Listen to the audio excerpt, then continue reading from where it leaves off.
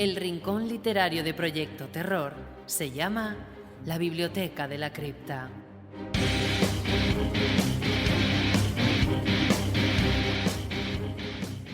Pasa, buhonero, y di qué quieres. He de llevar a la Vigaira un remedio que, según dijo, usted sabe cuál es. Ahí tienes el remedio. Benitiña, mal te veo, buhonero, que no te cuidas como debe hacerlo todo nacido. Y más tú, que fuiste ahojado cuando rapaz. Ay, a estas alturas te da miedo la saludadora que te tuvo en brazos. Solo de mirarte sé que no tomas mis remedios contra tu mal.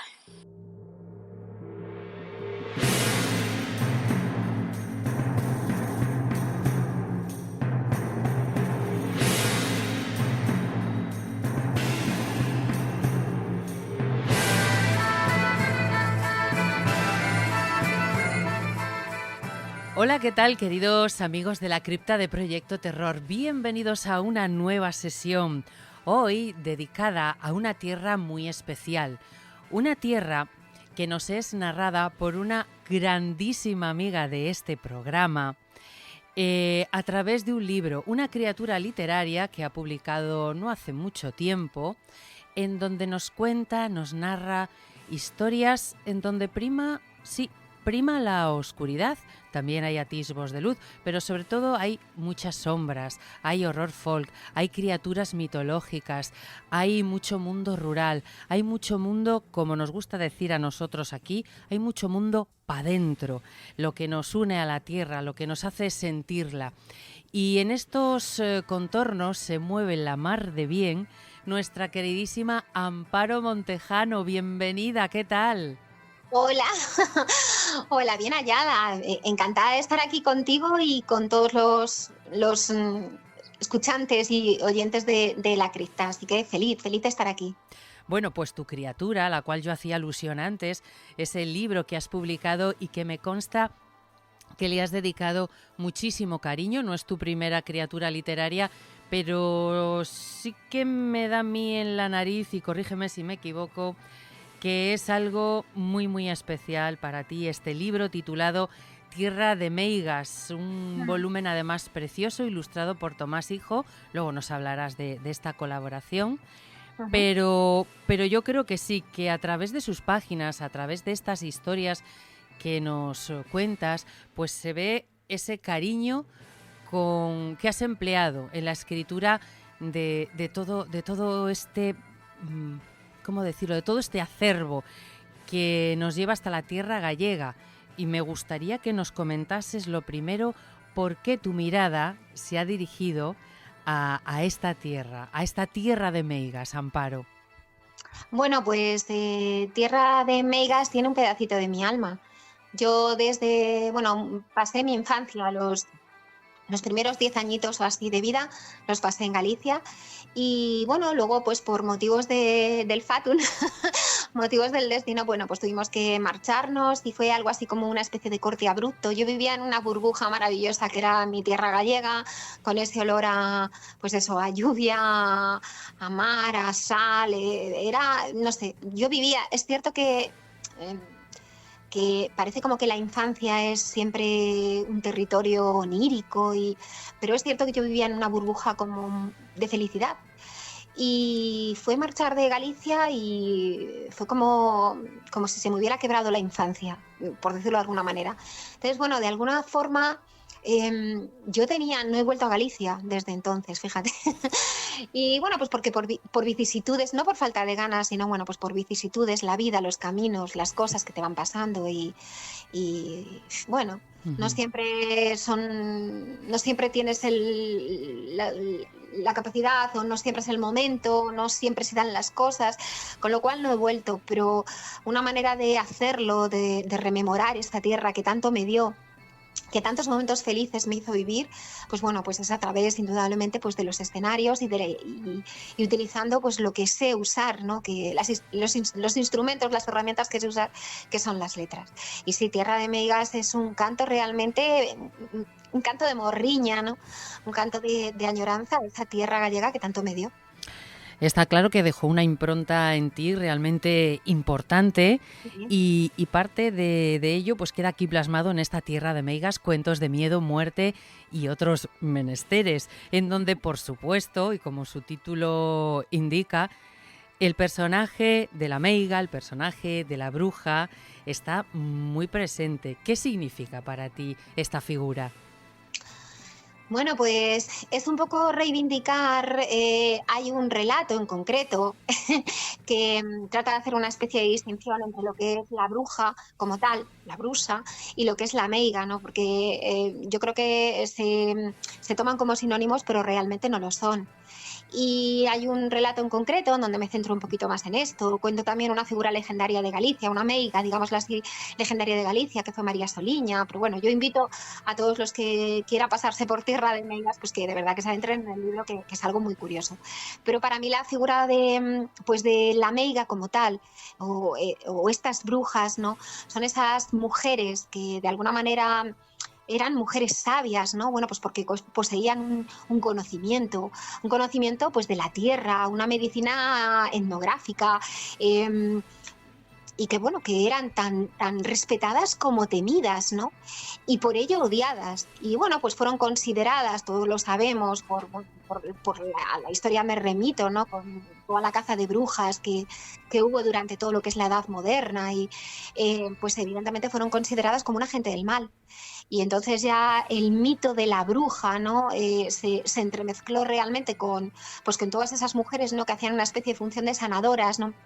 De componedoras de huesos, de parteras, ayudaban inclusive lo que es a las mujeres del pueblo que pues a parir, a no tener más hijos, porque evidentemente no se podían tener todos los hijos que Dios mandara, ¿no?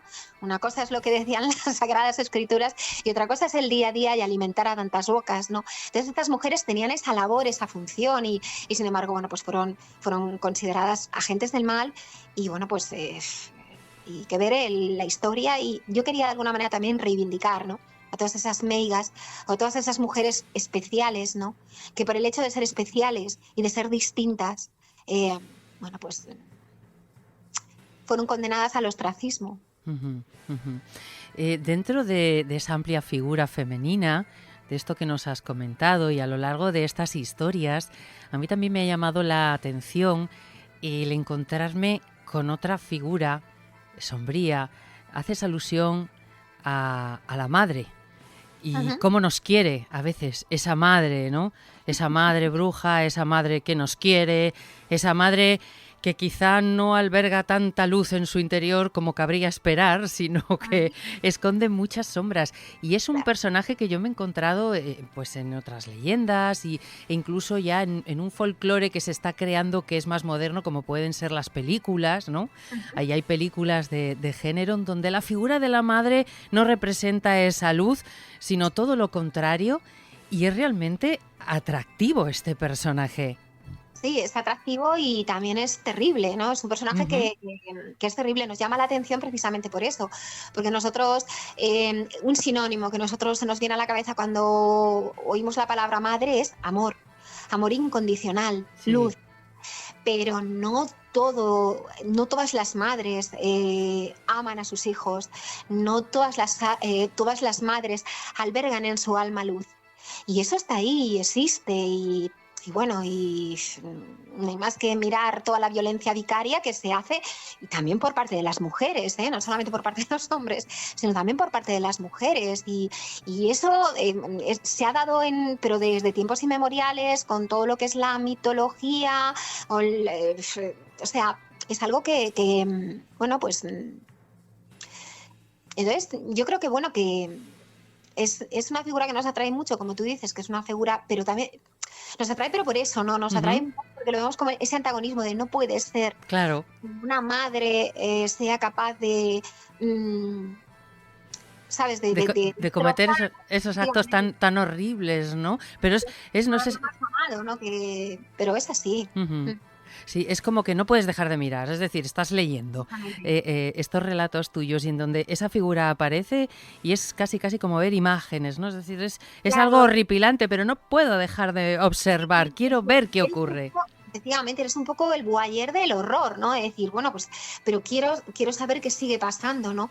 Pero ya te digo que es un poco remedar de alguna forma en esa figura también mitológica, ¿no? De estas damas monstruosas de los lagos, ¿no? Estas nureonas japonesas, la figura de la Llorona, ¿no? Ujú. Estas mujeres que muchas veces por despecho o por hacer daño a la persona con la que estaban, o es un poco recabar en esa figura, ¿no? Pues eso, del Ujú. horror más terrible, ¿no? Que viene pues de la propia madre. Y luego ya si quieres añadirle el componente simbólico, pues yo creo que también lo puedes extrapolar lo que es a nivel natural, ¿no? O sea, la tierra da la vida, esa madre, asociarla con la tierra da la vida, pero la tierra da la muerte, ¿no? Ujú. Entonces es lo mismo, la madre da la vida, pero si quiere también da la muerte. Entonces, bueno, también va por ahí. Ujú. La verdad es que es apasionante porque son arquetipos que se repiten en diferentes folclores. Aquí, Ujú. por ejemplo, en Cantabria tenemos una figura, bueno, que es muy conocida y que también aparece en otras regiones, ¿no? Como es la Anjana. Y Ujú. supuestamente la Anjana pues es una figura angelical, una figura bondadosa que, bueno, puede castigar, pero a la que siempre puedes recurrir, pues como una especie de virgen, ¿no? Ujú. Esa madre, de alguna manera. Pero resulta que escarbando en ese folclore, mis compañeros de Etnocan, pues no hace tanto publicaron una cosita acerca de la anjana negra. Y Ujú. es una anjana que se asemeja bastante a una banshee. Claro, una Banshee Eh, irlandesa. Ujú. exacto, en donde, bueno, pues hay un grito de aviso ante un hecho terrible y es una Ujú. anjana a la que no le puedes ir eh, con tus cosas porque vas a salir escaldado. De todas maneras, es que lo sobrenatural, o llamar a lo sobrenatural, ¿no? O allegarte a lo sobrenatural es algo muy serio. Luego ya cada uno que crea en lo que quiera, pero no, tú has oído muchas veces ese refrán de ten cuidado con lo que deseas. Sí. Pues es cierto, o sea, yo creo que, bueno, que mm, hay que acercarse a lo sobrenatural con muchísimo respeto porque, y sí. Amiga. Entonces, lo sobrenatural es una cosa a tener muy, muy presente, aunque pensemos que no, y por supuesto con muchísimo respeto, todo Mm, con mucho respeto porque ¿qué sabemos realmente, no? exacto, Sabemos. exacto. ¿Qué puede pasar? ¿Qué sabemos? Tenemos estas figuras maternales, oscuras, y como contrapunto, también en tus historias, en alguna de ellas, pues también aparecen los pequeños. Ujú. Hay niñas, hay jovencitas, y claro, en donde aparecen estas figuras tan jóvenes, tan infantiles, y si se enmarca pues en el género del terror, pues ahí sí que ya entramos en un terreno realmente escalofriante, ¿no? Cuando la infancia y el horror se juntan, podemos Ujú. decir. Y también aquí haces, bueno, pues especial hincapié, y repito, en alguna de estas historias que realmente a mí, digo, "Buah, me han estremecido, ¿no? De esto por ejemplo, el otro día, ¿dónde estaba? Pues, sí, iba en el autobús, iba Ujú. yo leyendo y estaba tan metida aquí con una pobre niña que pasa mucha hambre, porque luego también está el tema de la gastronomía querida, de la Ujú. escueta gastronomía. Claro, El tema del hambre, que es otro ingrediente claro, pero bueno, es que esto los del inviernos horror, son ¿no? buenísimos. Entonces el hambre tiene que estar. Ay, cuánta hambre han pasado nuestros abuelos y cuánta hambre y cuánta, no tanto hambre, pero sí necesidad, Sí. ¿no? Por ejemplo, mis padres a lo mejor no han pasado hambre a nivel físico, pero sí han pasado mucha envidia. Sí han necesitado a lo mejor comerse un yogur y no podían, ¿no? Yo desde siempre he vivido esa sensación del hambre, he escuchado a mis abuelos contar cómo lo pasaron en la guerra, cómo lo pasaron en la posguerra, cómo mi abuela salía corriendo detrás de siendo una niña, ¿no? Detrás de los camiones de los soldados, ¿no? Que iban comiendo las naranjas y ellas iban recogiendo las mondas de las naranjas, ¿no? Y Ujú. su madre con eso les hacía sopa. Quiero decirte que yo eso lo he tenido siempre muy presente, a mí eso siempre me lo han contado y yo siempre he dado gracias a la vida, la idea de decir, estoy comiendo, tenemos para comer y tenemos un techo que nos guarece y tenemos luz y tenemos agua, aunque diga, no sé, aunque a lo mejor la gente que me esté oyendo está diciendo, bueno, esta mujer, ¿dónde? Pero yo creo que no somos conscientes realmente de lo privilegiados que somos, ¿no? Y de cosas que las vemos como naturales que otra gente que en estos momentos está viviendo horrores, no las tiene, ¿no? Entonces, el tema del hambre es algo muy presente, el tema de la guerra, el tema de la pobreza, pero en todos los aspectos, o sea, ya no solamente lo que es una pobreza física como tal, sino también esa idea de pobreza anímica, pobreza moral. Sí, ¿no? la miseria, ¿verdad? Eso es terrible también. Yo todo eso lo he escuchado desde niña y en muchas ocasiones inclusive lo he vivido, ¿no? El miedo que genera lo desconocido, el miedo que genera lo que no se conoce, ¿no? Y como no se conoce y nos genera miedo, lo rechazamos, ¿no? Y eso también vendría a colación, por ejemplo, con lo que hemos hablado de la figura de la meiga y todo este tipo de cosas. Pero quiero decir que, bueno, que el hambre siempre es un recurso iterativo en mis obras porque, bueno, pues porque... Primero porque es un canto a dar gracias por todo lo que tenemos, la gente que podemos comer todos los días y no solo una comida. Y luego, bueno, pues para que también seamos conscientes de eso, de que esto es historia, de que venimos de un pueblo que también ha pasado hambre y ha pasado muchísima necesidad y podemos volver a pasarla y podemos volver a estar mal y tenemos que, bueno, pues yo creo que cada día que nos levantemos dar gracias por lo poquito, lo mucho que tenemos, ¿no? Y bueno, pues por seguir aquí y ya está.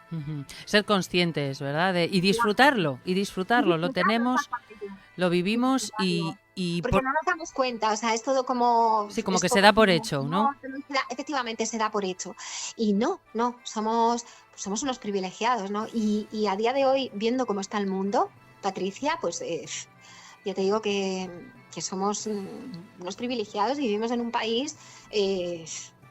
afortunadamente que sí que tiene muchas cosas malas, no lo dudo, y tiene muchas cosas que se pueden mejorar y por supuesto, ¿no?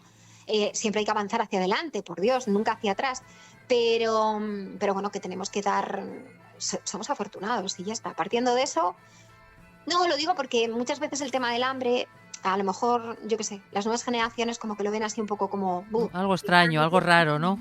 Efectivamente, ella está de que escribe, nunca hemos pasado necesidad, nunca hemos pasado, pero bueno. Hay que... También uno puede intentar, como cualquier persona, y en este caso que hablamos de literatura, hablamos de tus cuentos, bueno, pues como escritora, también de ponerte en la piel de otra persona o meterte en situación, ¿no? De eso se trata, no tienes por qué, en unas ocasiones sí te ha tocado vivir ciertas cosas, pero en otras no, pero tu mente intenta de alguna manera, bueno, pues ponerte en esa situación y también eso es un ejercicio de, bueno, también ser consciente de otras realidades, nunca mejor dicho, ya que estamos tratando estos temas. Y el hambre, la oscuridad y la muerte también están presentes, es intrínseco a la vida, van las dos de la mano y la una no puede ser sin la otra. Y también aquí, pues la muerte tiene su peso específico en Tierra de Meigas. Es que, a ver, yo creo que en todas las mitologías, pero la mitología gallega está muy entroncada con todo lo que es el simbolismo de la muerte, está muy entroncada con todo lo muerto, ¿sabes? O sea, es más, es que lo vivo no se entiende sin lo muerto, ¿sabes lo que te quiero decir? O sea, tiene mucho, evidentemente la mitología gallega tiene mucha reminiscencia de la mitología celta, pero... Es por eso, porque los muertos no se separaban de los vivos como tal, ¿no? Entonces, bueno, de hecho, bueno, ahí tenemos la famosa noche de Halloween, que bueno, que nos viene de los celtas, que es rememorar realmente a los vivos que realmente no se han ido, ¿no? Y en la mitología gallega es un poco eso, o sea, los muertos realmente nunca se marchan, nunca se van. Siempre se quedan a tu lado, tanto para lo bueno como para lo malo, ¿no? Y siempre se quedan ahí, son como esas especies de esencias, de espectros que siempre están ahí, ¿no? Que siempre pululan, ¿no? Y por eso, bueno, pues todo lo de la procesión de Assas, la Santa Compaña, ¿no? Hay todo ese simbolismo con la muerte, que todo eso, bueno, pues está muy presente en el libro, ¿no? ¿Y qué otros personajes pueblan Tierra de Meigas, Amparo? Porque aparecen unos cuantos, aparte de estos que hemos nombrado, porque dices que no volviste después No. de criarte, de, como decimos por aquí, de pacer, de pacer en Galicia, de criarte. No volviste, pero de alguna manera esa mitología, esa esencia quedó en ti. Entonces, ¿por qué parajes va a discurrir la lectura? ¿Qué personajes van a aparecer a través de las páginas? Pues mira, tenemos los duendes, los diantres, ¿no? Diantres o diaños, o los trasnos, como se llaman en Galicia, ¿no? Que, bueno, pues algunos más maléficos que otros, pero también aparecen, están ahí, también están presentes. Luego tenemos una figura que a mí, bueno, no sé si lo comenta José, creo que lo comenta José en el posfacio de Tierra de Meigas, José, mi hijo. Uh-huh. Bueno, pues yo tuve se me quedaron marcadas siendo muy, muy pequeñita unas palabras que me dijo una profesora que era una mujer ya muy mayor, bueno, pues, pero muy, muy mayor, ¿no? Y se me quedaron marcadas la esta de que éramos muy chiquititas y nos emparejaba porque nos íbamos de excursión. Y aunque la gente le puede sonar raro, estamos hablando de aquella Galicia, ¿no? De hace más de 40 años. Y recuerdo que nos decían, íbamos al bosque de excursión, ya está. Sí. Y nos decía, vosotros emparejadas no soltéis nunca de la mano y no os perdáis. No vaya a ser que os encontréis con los lobos. ¿Cuál, Y si os encontráis con los lobos, no se os ocurre echar a correr. Os quedáis mirándoles y no les apartéis la mirada. Y es cierto, bueno, pues a mí como que aquellas, o sea, lo dices ahora y dices, pero bueno, esto es de, no, la mujer lo decía y era así, o sea, siempre te lo decían, que tuviéramos cuidado con los lobos por si se nos aparecía algún lobo por el camino, que no echáramos a correr y que nos quedáramos quietas y mirándole a los ojos, que manda cuajo. Pues no, hace eso, ¿no? Pero muy bien, porque ella lo que hacía era protegeros, no se ocultaba los peligros que había en el bosque, en el camino, sino que os aconsejaba cómo afrontarlos, porque desde luego los peligros, hombre, pues intentas que a tus pequeños, a tus retoños o a los más jóvenes no les ocurra nada, pero sabes que los peligros van a saltar en cualquier momento, o pueden ocurrir en cualquier momento. Pues haciendo recordatorio de esas palabras de esa mujer, ¿no? De esa maravillosa profesora, pues la figura del hombre lobo tiene que estar presente dentro de estos cuentos. Y además le dedico 2, ¿no?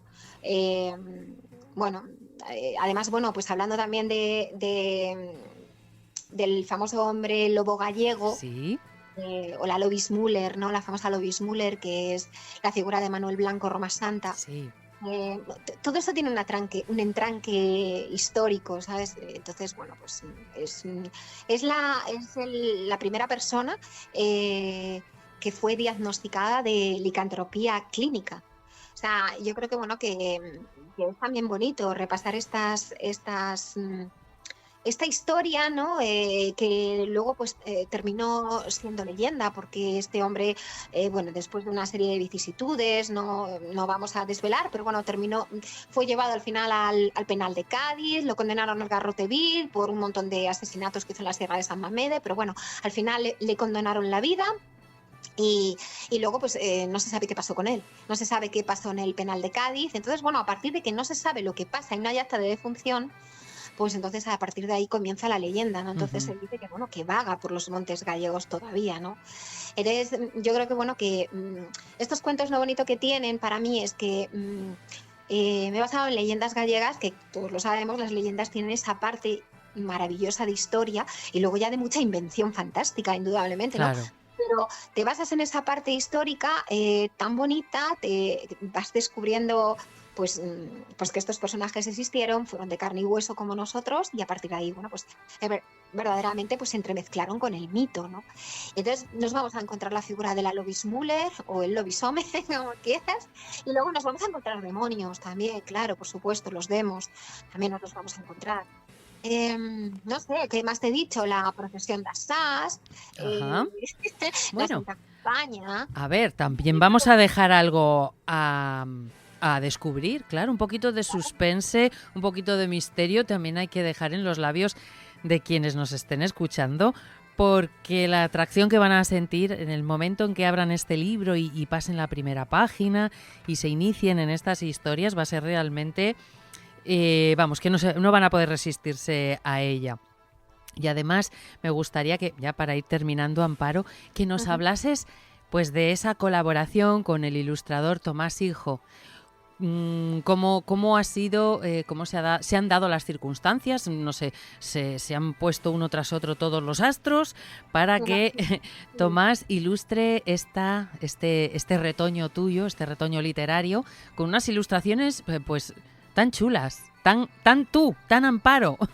Sí, además es verdad, porque, a ver, yo siendo sincera, siempre pensé que si el libro tenía que ser ilustrado por él, por el estilo que tiene, por lo que hace, porque en definitiva está haciendo un trabajo muy de orfebrería, ¿no? Es un trabajo de orfebre, un trabajo de grabado, realmente. Y bueno, y ese trabajo de orfebrería o de artesanía es un poco también el mismo que yo hago con las letras, ¿no? Cada uno nuestro estilo. Entonces, está claro que iban que ni al pelo. Cuando a mí me ofrecieron la posibilidad las editoras de Nomad, desde aquí les mando un saludo, a Carla y Irene, me ofrecieron la posibilidad de que un ilustrador ilustrase, o sea, me hiciese la portada o ilustrase algún par de cuentos, que en principio iban a ser un par de cuentos, ¿no? Pues la verdad es que se me vino a la cabeza a Tomás, que yo ya conocía por un Día del Tentáculo, una convocatoria del Día del Tentáculo, un festival de lo fantástico, para el que no lo sepa, que es nuestro, que se celebra en Madrid todos los años en el mes de septiembre. Uh-huh. Y bueno, y yo tenía claro que era Tomás. Entonces, bueno, ellas se pusieron en contacto con Tomás un poco y le comentaron, mira, que nos gustaría que más o menos un libro de Amparo trata sobre esto. Y como Tomás ya me conocía y les dijo, vale. De hecho, fue todo, como dicen en mi tierra manchega, no gallega, miel sobre hojuelas, porque la verdad es que, o sea, ellas le pasaron los textos, Tomás dijo, mira, no voy a hacer un par de cuentos, voy a hacer todo. O sea, me encantan. Además, el escritor favorito de Tomás es Álvaro Cunqueiro. Entonces, fue un poco como él, no sé, o sea, él disfrutó, palabras de él, he disfrutado muchísimo, he gozado muchísimo, y fue muy sencillo, muy fácil, porque es que yo me puse en contacto con él, le dije, me gusta esto, y él me dijo, vale, ¿qué te parece esto? O sea, pero es que realmente cada imagen de Tomás, yo creo que si te pones a mirar las imágenes de él, realmente es una representación gráfica de lo que yo voy a contarte en el cuento, o de lo que te estoy contando en el cuento. Sí. Fue algo muy... fue mágico en el sentido de que muchas veces el trabajo se hace tedioso, este trabajo de la escritura, ¿no? O ponerte de acuerdo con el ilustrador, muchas veces es algo como tedioso, dificultoso, uno piensa una cosa, el otro piensa otra, y muchas veces hay que hacer un trabajo de juntar piezas, ¿no? Es decir, bueno, venga, pues ni tú ni yo. Pero es que en el caso de Tomás no pasó eso, o sea, en el caso de Tomás fue... es que lo que tú dices me parece perfecto y lo que yo te digo me parece ideal, o sea, es que fue... encajaron, no sé, las piezas del puzzle. O sea, es que no, es como si nunca se hubiera roto, para decirlo de alguna manera. O sea, él tenía las ideas muy claras de lo que quería dibujar y yo, lo que él me decía que quería dibujar, era lo que yo quería que dibujara. Entonces, de hecho, en sus vacaciones estuvo haciéndolo. Con lo cual... pues yo qué sé, o sea, fue algo muy bonito, Patricia, de verdad. Y además yo creo que se nota, o sea, yo creo que cuando abres el libro, yo qué sé, hay un buen hacer en general en todo, ¿sabes? O sea, un trabajo muy bonito, muy exquisito, muy, ¿sabes? A ver, que la gente puede decir, se nota que es la autora. No tiene abuela esta mujer, no tengo abuela, por desgracia. No, pero la gente cuando abra las páginas y lo vea, lo lea y vea, disfrute de esas ilustraciones, lo va a entender perfectamente. Y quien nos esté escuchando y ya haya leído el libro, seguro que está aseverando con la cabeza. Eso espero. Claro, porque es eso. Yo lo estoy leyendo, todavía no lo he terminado, y es así. Yo voy... Cuéntame qué te pasó, perdóname, porque te he cortado. Nos hemos liado con el hambre, con la mala fame, y te he cortado. ¿Qué fue lo que te ocurrió simplemente por curiosidad? Ah, no, nada, que iba en el autobús, iba tan distraída que casi se me pasa la parada.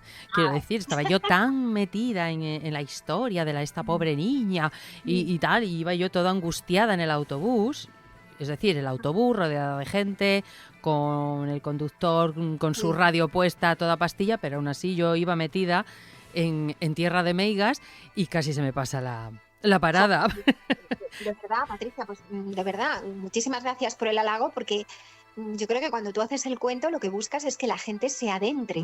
Claro. Se adentre en tus bosques y se adentre en el mundo que tú estás recreando, ¿no? Y que tú estás creando para contarles esa historia. Y si me dices eso, pues para mí es un halago increíble, de verdad, te lo agradezco muchísimo. Pues nada, chica, es la verdad. Y los que aún, todas esas personas que estén ahí diciendo, bueno, pues ¿yo qué hago? ¿Me adentro en Tierra de Meigas o no? Por supuestísimo que sí, queridos. Tenéis que disfrutar de este...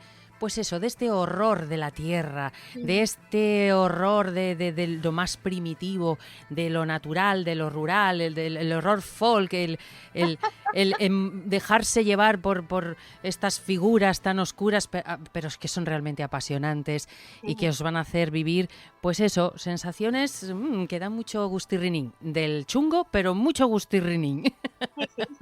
Es una peli de terror y dices, madre mía, qué mal lo estoy pasando, pero no puedo dejar de ver. ¡Guau! ¡Cómo me está gustando! Es lo bonito del terror.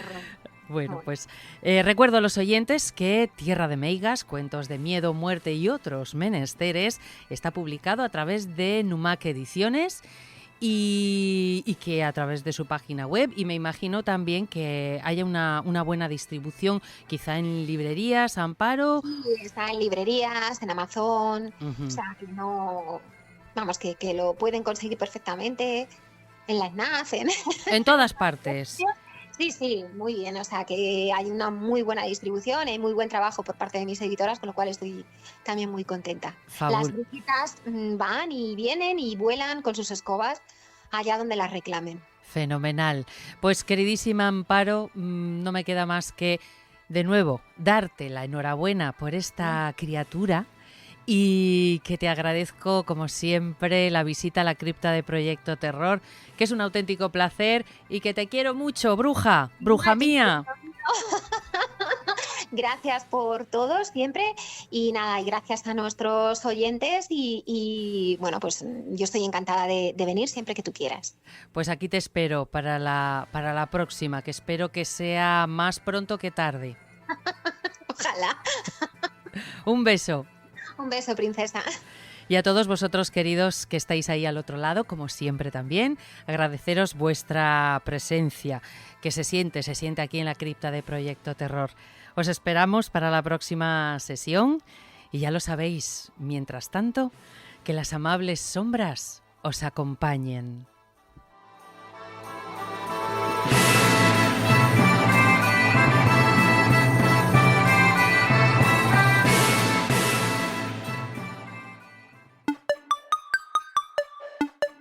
Os presentamos historias asombrosas, extraordinarias, estremecedoras, espeluznantes.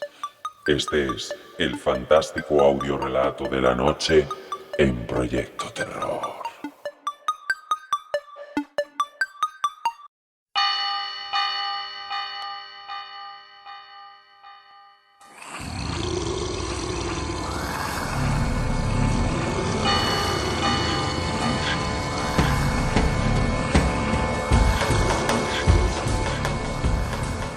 La abuelita Lúa contó una vez que esas cosas venían con el hambre. A fame mala las llama, dijo. Y ahí se quedó el asunto. ¿Quién iba a hacerle caso? La abuelita Lúa era muy vieja y vivía en su mundo de cicatrices, de un pasado fatalista edificado con la argamasa que liga el miedo. Nuestro mundo era distinto. Teníamos luz y agua corriente.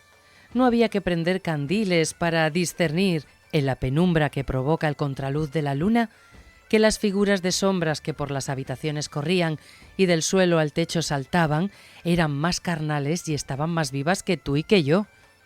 «Michos de la calle que andan oliendo el pote», decía madre. Y ahí quedaba la trama. ¿Quién iba a contradecirla? Tampoco había que salir de casa para llenar el cubo. Alzabas la manivela y aparecía un hilillo fino e inagotable de agua. Y aunque no tenía la transparencia que la que lleva el porteliña, era más blanquecina, tirando a leche. Sofocando el calor y la sed del cuerpo, ¿a quién habría de importarle que supiese a matar ratas? No está la vida para finuras, decía madre. Nada de gestos y a tomársela de un trago. Y ahí se zanjaba el tema. Nuno, mi hermano pequeño, y yo nos bebíamos el vaso de agua o de leche, nunca he sabido qué era por aquello del color, y a la calle, a hacer los mandados o a tirarnos piedras o a escupir chorros de espuma a la entrada de los hormigueros para cargarnos a las formigas que andan entrando y saliendo del agujero. De este modo pasábamos el verano y encarábamos el otoño, siguiendo el eco de luz de un sol que se iba menguando, cambiando del rojo al naranja y después al amarillo verdoso, que no tardaba en hacerse azul y enfriar los días.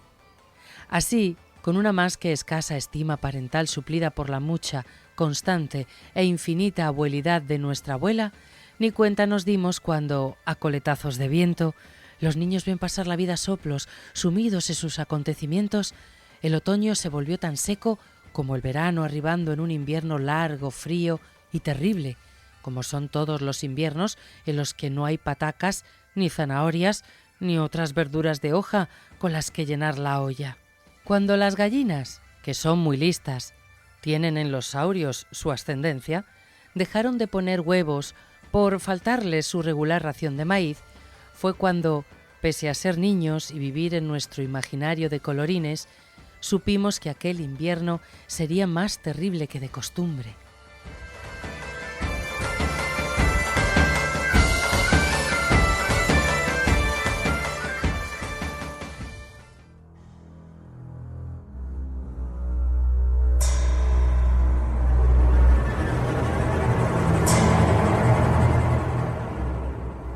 En marchando padre de casa, según madre, se fue a buscar trabajo, aunque del trabajo de padre ningún provecho pecuniario nos llegó. Madre se quedó como pollo sin cabeza, medio oída, amojamada de seso, consumida por la pena de ser abandonada por su hombre. ¿Y nosotros?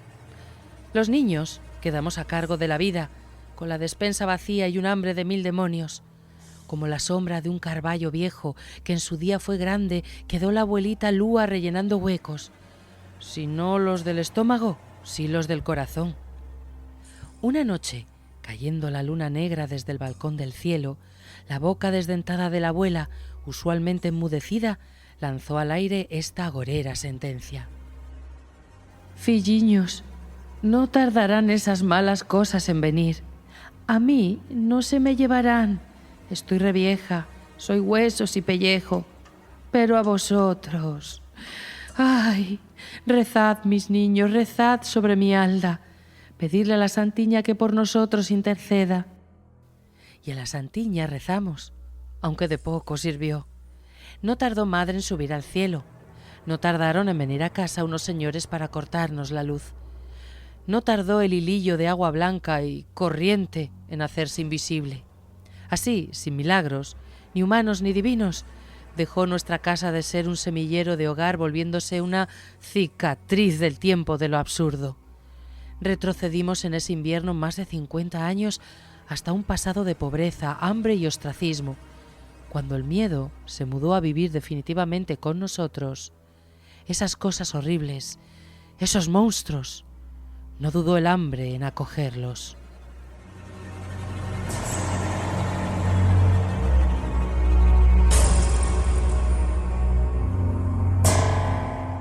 Los miembros crispados, los dedos agarrotados sobre la manta, con los ojos desesperadamente abiertos, oteaban uno la atmósfera fría y dramática del cuarto que del frío y del viento nos guardaba.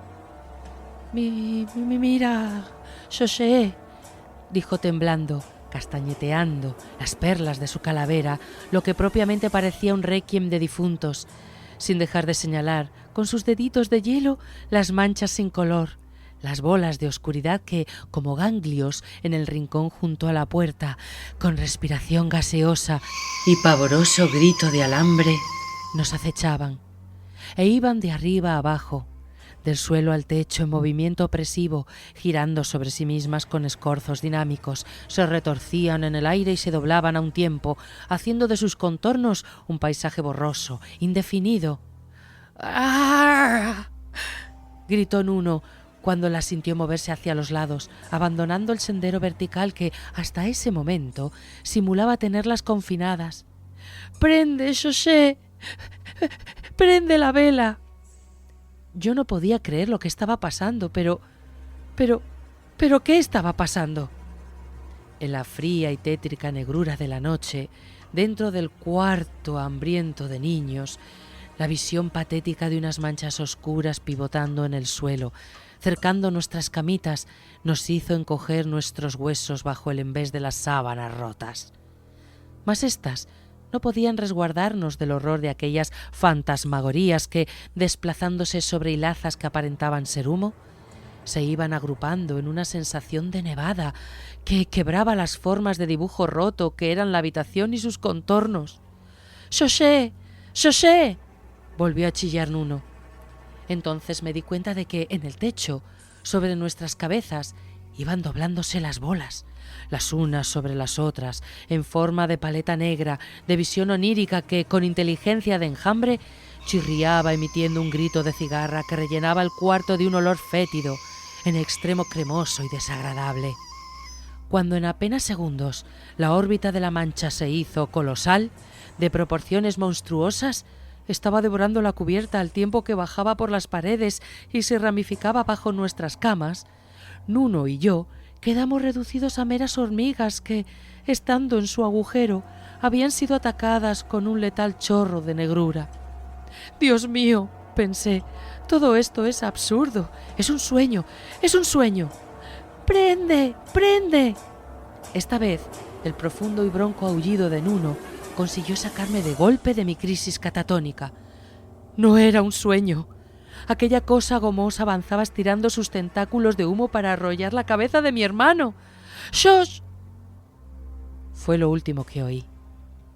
Si Nuno terminó de decir mi nombre, o si esa mancha negra, rehecha y expresiva, chirrió mientras se envolvía en el espacio, enrollando todo lo que a su paso hallaba, he de confesar que nada oí. Mi mente, todo mi ser se concentraba en alargar las manos hacia la palmatoria que dormitaba en la mesita, tras conseguir sacar la caja de fósforos que mi difunta madre guardaba en el cajón del susodicho mueble. Y no oí más, salvo la tragedia de raspar un fósforo sobre la lija de la caja y no prenderse, y luego otro, y luego otro. Al que hizo 4 lo agarré tan fuerte para evitar que se cayera, igual que se cayeron los demás, desde el perfil de mis dedos de chicle al suelo, que no le di más opción que la de prenderse. Cuando se hizo la luz...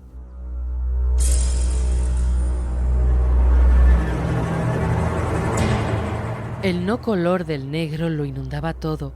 La mancha se había hecho concreta de una realidad visual que monopolizaba el espacio donde antes hubo una cama, una camita vieja, en la que hasta hacía unas horas reposaba un famélico niño de 8 años. Nuno, mi pequeño hermano, mi hermanito que había sido devorado por aquella cosa brujesca, por aquella visión de horror que se llenaba y crecía y se hacía más grasienta y más fuerte a medida que engullía. «¡Nuno!», grité rasgándome la garganta, encintado de dolor, transformando mi miedo en un rápido movimiento que me hizo saltar de la cama y esquivar las líneas de humo que, como tentáculos, se ramificaban tras de mí, extendiendo su imperio de sombras.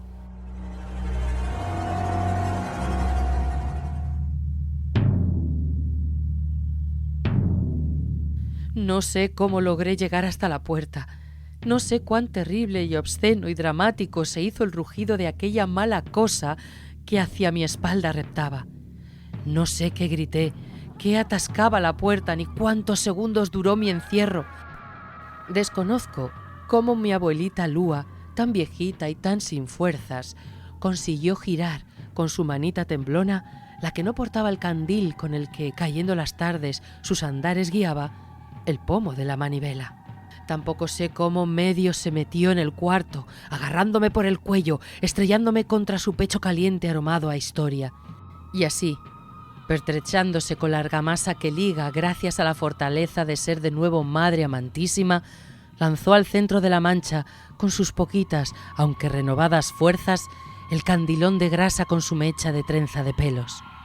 Ni cuenta me di de cómo salimos de allí. Tenía los ojos cerrados y estaba pegado al pecho de la abuela. No sé si ésta cerró la puerta o si abierta la dejó, mientras aquella mancha bramaba su derrota, confinada en el drama de expiar a fuego sus pecados. «Vamos, filliño», siseaba la abuela tirando de mí. «Venga, a la calle, venga». Solo abrí los ojos cuando el viento y el frío golpearon mi cara. El terrible frío invernal que me empapaba los pies y se filtraba por los resurcidos de mi pijama se me figuró un grato arrullo de verano. Estaba vivo. A mi lado, con su apariencia frágil, delicada y sus piececitos descalzos, se mecía como un carballo viejo que en su día fue grande y frondoso, la dulce efigie de mi abuela, como un carballo. Recostado sobre su tronco, entre llantos, escuché el cacareo espantado de 2 gallinas enclenques que pasaron a nuestro lado, corriendo como locas, huyendo de la inmensa bola de fuego, esta vez de luz, en que había quedado convertida nuestra humilde casita. ¿Qué?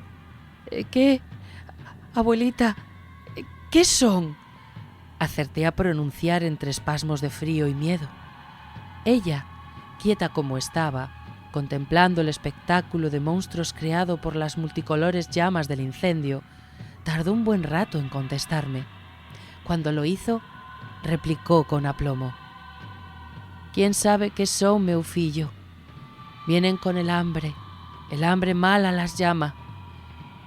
Dicho esto, dirigió sus ojitos de niebla al par de gallinas que a pocos metros de nosotros, en compensación al agravio de morir asadas, estaban armando una escandalera. «Son como ellas, hijo, como as galiñas. Andan en el mundo desde siempre». Calló un instante para recobrar el aliento. Cuando su acezo decreció, lanzó a la noche esta agorera y terrible y dolorosa sentencia: «Y aquí seguirán, picoteando nuestras vidas, cacarexando as nosas desgrazas».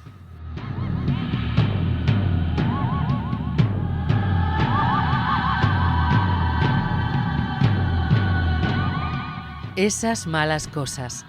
Relato incluido en el libro Tierra de Meigas, cuentos de miedo, muerte y otros menesteres, de Amparo Montejano.